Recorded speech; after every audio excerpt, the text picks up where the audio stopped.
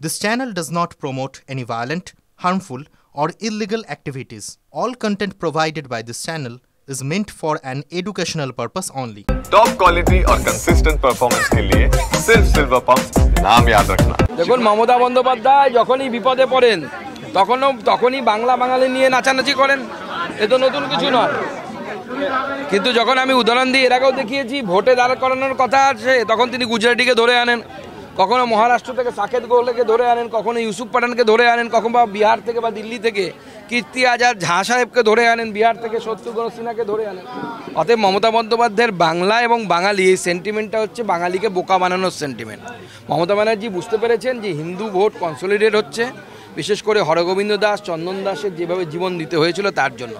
মমতা বন্দ্যোপাধ্যায়কে প্রথম তো প্রশ্ন আমাদের বাংলার মানুষের করা উচিত, কেন বাংলার ছেলেদেরকে বা বাঙালিদেরকে এই বিপুল পরিমাণে অন্য রাজ্যে কাজ করতে যেতে হচ্ছে? এই প্রথম প্রশ্নটা তো হওয়া উচিত। আর যদি গিয়ে থাকে, আমি তো ওনাকে চ্যালেঞ্জ করেছি যে 6 লাখ বাঙালি যুবক যুবতী তারা গুজরাটে কাজ করে, আমাদের কাছে এরকম ইনফরমেশান আছে। 6 লাখের মধ্যে কতজনের সাথে এই ধরনের ঘটনা ঘটে?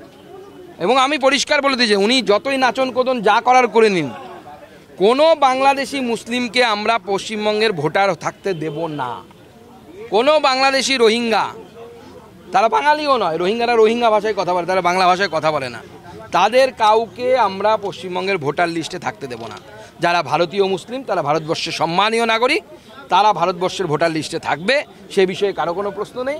কিন্তু যারা বাংলাদেশ থেকে এসেছেন এখানে, তাদেরকে ফেরত যেতে হবে। আচ্ছা, বিজেপিও বলছে বাঙালি অস্মিতা, তৃণমূলও বলছে বাঙালি অস্মিতা, কোথাও গিয়ে কি এই রাজ্যে বাঙালিদের অস্তিত্ব সংকটে পড়ছে? দেখুন, বাঙালির অস্তিত্ব তো সংকটে পড়ছে। আজকে মুখ্যমন্ত্রীকে আমি এই প্রশ্নটা করতে চাই, আপনি বাঙালির কথা বলছেন, হরগোবিন্দ দাস, চন্দন দাস কি বাঙালি ছিল না?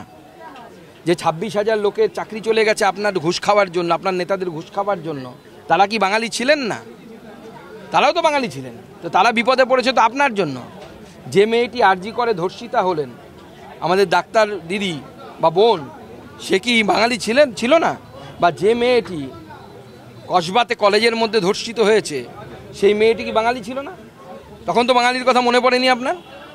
কলকাতা পুরসভায় সমস্ত কাউন্সিলরদের বাংলায় কথা বলতে হবে, গতকালকে বলা হয়েছে। সবার আগে লোকসভায় সবাইকে বলতে বলবেন না বাংলায় কথা বলতে। নাম বললেন, তারা কি আগামী দিনে কি মনে করছেন, তারা লোকসভায় বাংলায় কথা বলবেন? না, ওদের আমার চ্যালেঞ্জ নিয়ে তো অভিষেক বন্দ্যোপাধ্যায় বলেছেন ওনাদের এমএলএ এমপিরা নাকি বাংলা ভাষায় ভাষণ দেবে লোকসভার ভেতরে, রাজ্যসভার ভেতরে। সেদিন দেখলাম ডেরেক ওব্রায়েনও বাংলা ভাষায় ভাষণ দিলেন, বা ভাষণ না, 2-4 লাইন বলেছেন, পুরো তো ভাষণ দিতে পারেন না বাংলাতেও, উনি 2-4 লাইন বলেছেন এবং সংক্ষেপে ভাষণ শেষ করেছে। আমরা তো দেখতে চাই ইউসুফ পাঠান লোকসভার ফ্লোরে দাঁড়িয়ে কবিতা আবৃত্তি করবে, রবীন্দ্রনাথের কবিতা, বিষ্ণুদের কবিতা। আমরা দেখতে চাই যে পাগলি তোমার সঙ্গে কাব্য তোর জন্য কাব্যগ্রন্থ থেকে পাঠ করে শোনাবে এরা, আমরা দেখতে চাই। আরজিকর কাণ্ডে অভয়া মঞ্চ তারা একটা মিছিল করার ডাক দিয়েছেন মুখ্যমন্ত্রী এবং অভিষেক বন্দ্যোপাধ্যায়ের বাড়ির এলাকায়, কিন্তু পুলিশের তরফ থেকে কোনো পারমিশন দেওয়া হচ্ছে না, পাল্টা তাদেরকে বলা হচ্ছে শ্যামবাজার থেকে মিছিল করতে। আইনি পদক্ষেপ নেওয়ার হুঁশিয়ারি দেওয়া হচ্ছে পুলিশের তরফ। দেখুন, যারা অর্গানাইজার তাদের কোর্টে যেতে হবে, তাছাড়া তো কোনো বুদ্ধি নেই। আমি তো এটা বুঝতে পারছি না যে একটা মিছিল কারো বাড়ির সামনে দিয়ে গেলে কি ক্ষতি হতে পারে। মাঝে মাঝে তো আমার বাড়ির সামনে গিয়ে, আমার যেখানে পরিবার থাকে, বয়স্ক মানুষ, মা বাবা থাকেন আমার বালুরঘাটে, সেখানে মাঝে মাঝে তৃণমূল গিয়ে হুজ্জুতি করে, কখনো মাইক লাগিয়ে দেয়, কখনো ওখানে গিয়ে জয় জগন্নাথ করে চিৎকার করে। তো এ তো নতুন কিছু নয়। তো ওনাদের মধ্যে কি এমন আছে আমি বুঝতে পারছি না। মমতা বন্দ্যোপাধ্যায় বা অভিষেক বন্দ্যোপাধ্যায় কি অ্যালিয়েন নাকি, অন্য গ্রহ থেকে আসা প্রাণী নাকি, যে আমাদের বাড়ির সামনে দিয়ে কিছু হতে পারে ওনাদের হবে না?